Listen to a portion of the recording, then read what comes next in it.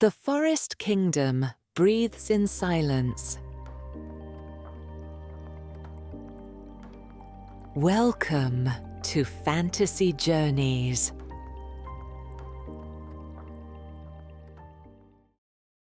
Chapter 6. What the Map Knows That We Don't. The light in the valley changed before the temperature did. Lira noticed it while still at the stone table, the amber vessel warm between her palms, watching the circle of sky overhead shift from grey-white to something deeper. A blue-grey that was not quite evening and not quite afternoon. The particular tone of sky when the sun had moved behind cloud cover, thick enough to diffuse it completely. The canopy around the clearing darkened in response, the layered greens compressing toward each other on the spectrum, the pale yellow-green of the highest growth going grey-green, the dark tiers below going darker. The isotropic quality of the light intensified. Shadows, already nearly absent, became entirely so. The woman, Senna. Lira had begun to call her in her mind, though no name had been exchanged, had left sometime in the preceding hour. Lira had not marked the exact moment. 1 minute she was there, drinking from her vessel and looking at the sky, and the next Lira had looked up from the map and found the stone opposite empty. The vessel gone. The leaf Cael had placed on the table still there. She had not heard footsteps. She was not sure the woman made footsteps when she chose not to. Cael had taken the horses to the wide flat channel and was letting them drink. She could see him through the gap in the elder trees at the clearing's edge, a still figure at the water, hands in his coat pockets, watching the channel in the way he watched things that were teaching him something he didn't have language for yet. The bay was drinking with determination. Fen was standing with her feet in the shallows, which she apparently found more satisfying than the water itself. Lira had the map. She had been with the map for the better part of an hour, and in that time she had done something she had not done in the 3 months since acquiring it.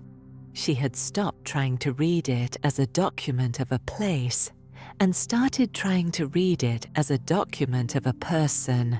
The distinction had arrived slowly, the way the valley's magic arrived.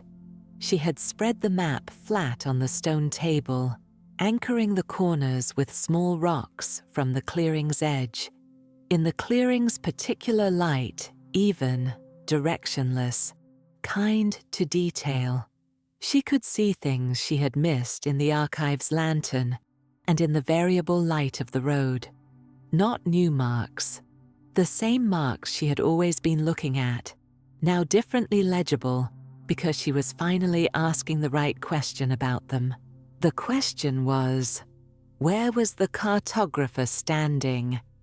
She had assumed from the first day in the archive that this map had been made by someone approaching the valley from outside. Someone who had found it, explored it, documented it, and returned to the world with the document. That was how maps were made. You went somewhere, you measured it, you rendered the measurement into a form that could be carried away and used by someone who had not been there. The map was the product of departure. The absence of the cartographer from the map was the sign that the cartographer had left. But she had been here for a day now, and something about the map had been troubling her since the moment she stood in the valley and held it up beside the reality it described, and she had not been able to identify the source of the trouble until sitting at this table with the amber vessel in her hands and Senna's quiet presence recently departed. She had looked at the map again and finally understood what she was seeing. The perspective was wrong. Not wrong as in inaccurate.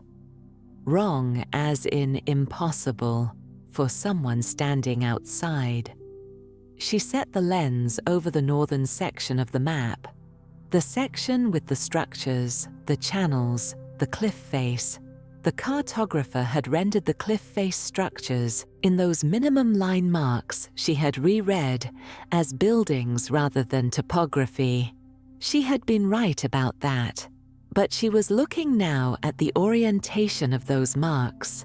In conventional cartography, structures were rendered as they appeared from above, a bird's-eye view, the shapes of buildings as they sat on the ground plane, their footprints. You could not see inside them. You could not see their interior organization. They were external objects, described externally. The marks on this map were not like that. They described the structures as they appeared from within the valley, not from above, not from outside, from the valley floor, looking up and across. The angles were the angles of someone standing at the stone table, or at the wide flat channel, or at the foot of the cliff face, looking at the structures from that position and rendering what they saw. The elevated channel appeared at the correct height relative to the valley floor for someone standing 5 feet tall and looking across at it from 40 feet away. The bridge's arch was rendered from the perspective of someone approaching it on foot, at ground level, which was why it had seemed slightly distorted in the archive. She had been reading it as a plan view, when it was, in fact, an elevation. A view of the thing as experienced, rather than the thing as measured. You could not draw this map from outside the valley. The perspectives required would be physically impossible to achieve from any external vantage point. Too many objects occluded by the cliff face, too many angles requiring a position that the cliff face itself would prevent. To produce these perspectives, you would have to be inside. To produce all of them with this consistency, you would have to have spent a very long time inside, moving through it, observing it at different times of day and from different positions and in different light conditions, and building up a composite picture that was less a single observation than a cumulative knowing. The map was not a survey. It was a portrait, made from the inside, over years. She sat with this for a moment. The stone table was cold beneath her forearms. From the channel she could hear Fen making the specific sound she made when the water was exactly what she wanted it to be.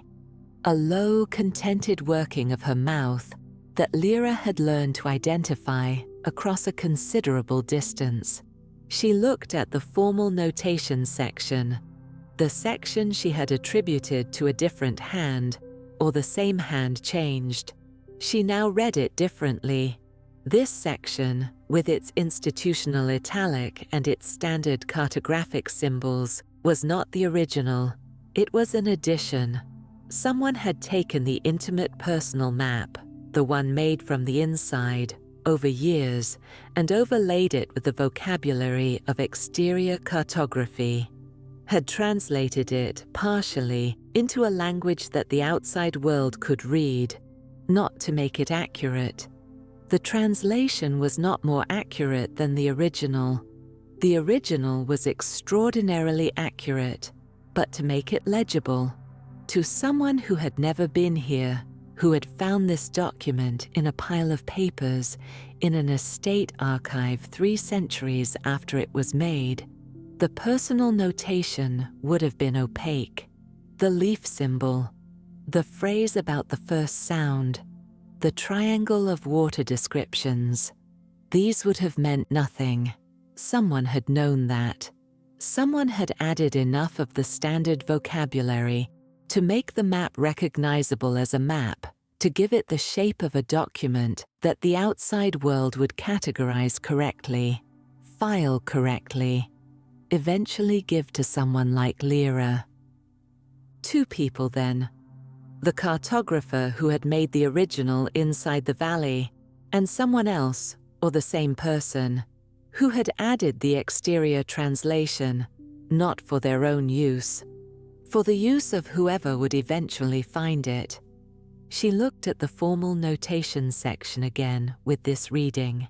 It was sparse, the minimum vocabulary required to make the document identifiable as a map. Everything unnecessary had been omitted. The name of the place was absent. She had assumed that was damage or loss, but now she read it as a decision. The coordinates were absent.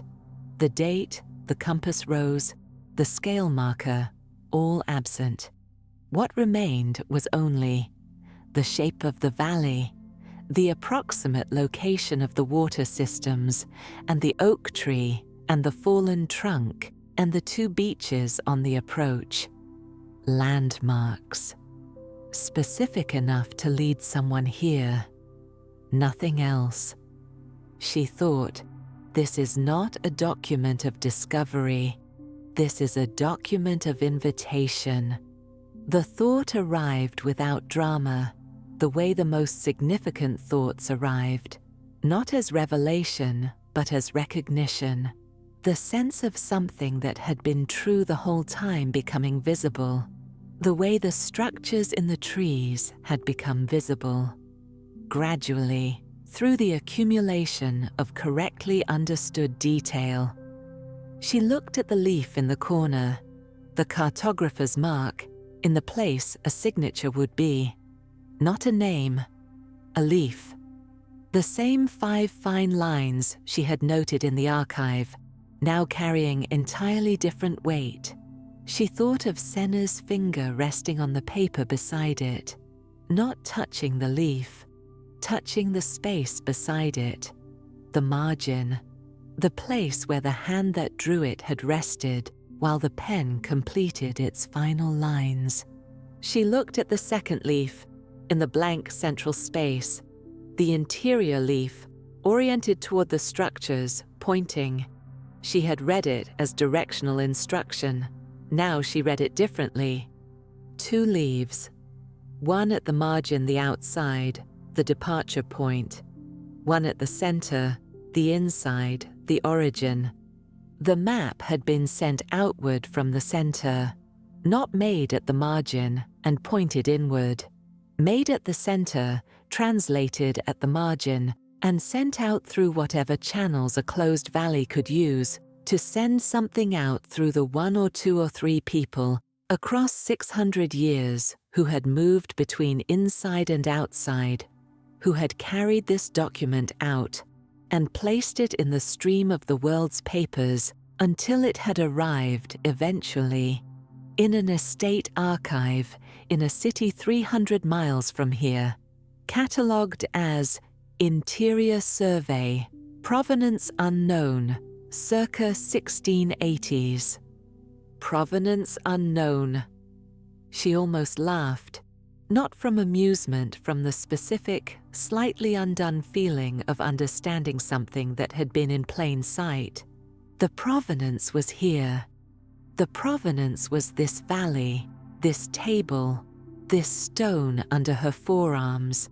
The provenance was the woman with the worked hands who had touched the map's margin with one fingertip and looked at Lira with the expression of someone who had been waiting for a letter to arrive and had given up predicting when. Cael appeared at the clearing's edge.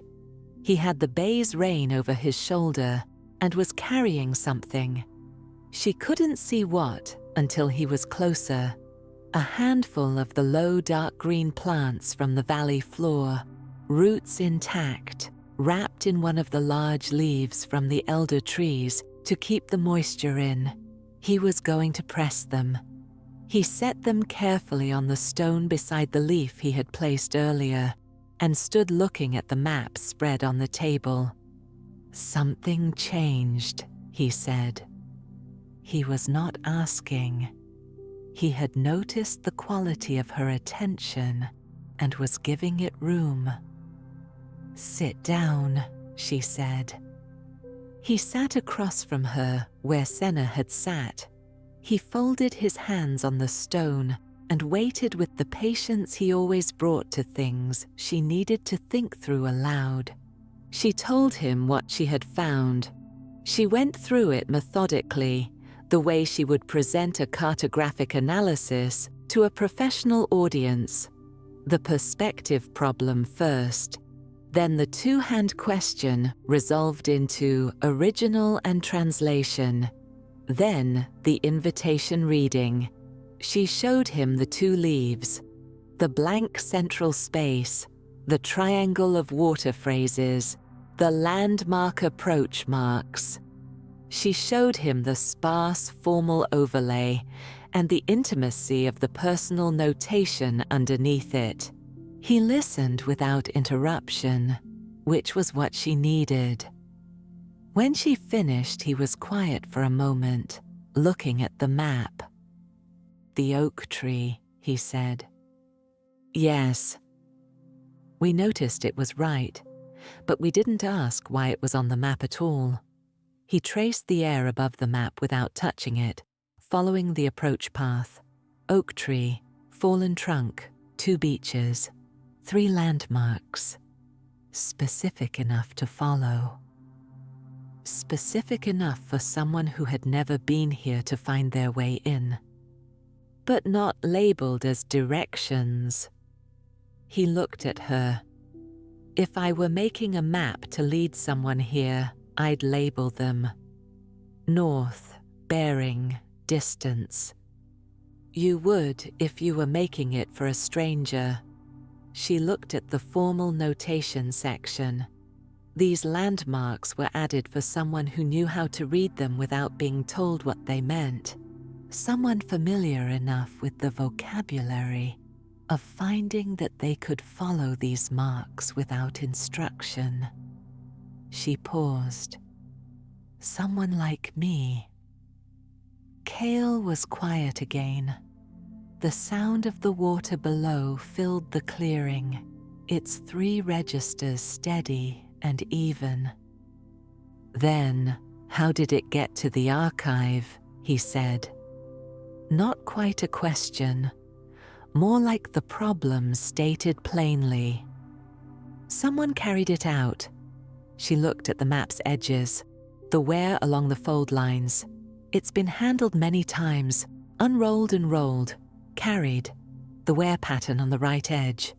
She pointed. "That's from being in a tube. But before that it was folded. Differently, several times. The paper remembers the folds." She thought of Senna's notation about stones. A notation. The stones remember everyone. "The paper remembers," she said. "Different folds, different handlers, different tubes or cases. It traveled over a long time." Cael looked at the map with the expression of someone recalibrating an understanding they had held comfortably and now needed to hold differently. It was not a pained expression, more like the expression of a person who had been sleeping in a room with a slightly too small blanket and had now been given the right-sized one, an adjustment, a settling, a recognition of how ill-fitting the previous arrangement had been. "So we didn't find it," he said. "No. It found us." She looked at the leaf in the corner. 5 fine lines. The patience of something drawn by someone who believed in eventual arrival.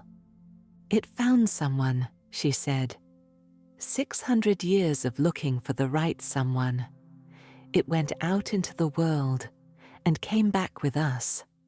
She looked across the clearing at the elder trees, at the structures just visible through them. "And we thought we were explorers."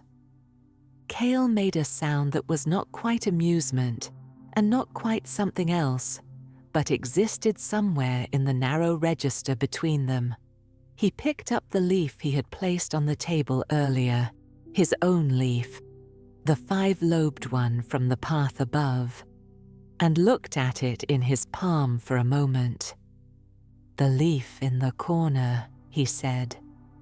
She looked at the map, the cartographer's mark. 5 fine lines. She had been looking at it for 3 months. 5 lobes, not 5 veins on an undivided blade. 5 lobes from a central stem, each lobe distinct. She looked at the leaf in Cael's hand. Broad, 5-lobed, the lobes distinct, the stem central. She looked back at the map. The leaf in the corner was not a general leaf. It was a specific one. This specific one, the broad elder tree leaves that grew at the plateau's edge above the valley, the ones they had walked under on their descent. The same leaves Cael had used to wrap the plants from the valley floor. The cartographer had signed not with their name, but with the leaf that grew at the threshold of their home. She set down the lens. She looked at the valley around them, the stone, the water, the elder trees, the structures integrated into the cliff face, all of it holding its ancient breath in the particular patience of something that had learned to wait without anxiety. She thought, "I have been carrying their signature in my hand for 3 months, without knowing whose it was."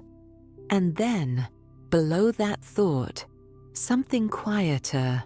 I wonder if they knew, when they drew it, that someone would eventually come and sit at this table and understand. She looked at the blank space at the center of the map. The second leaf.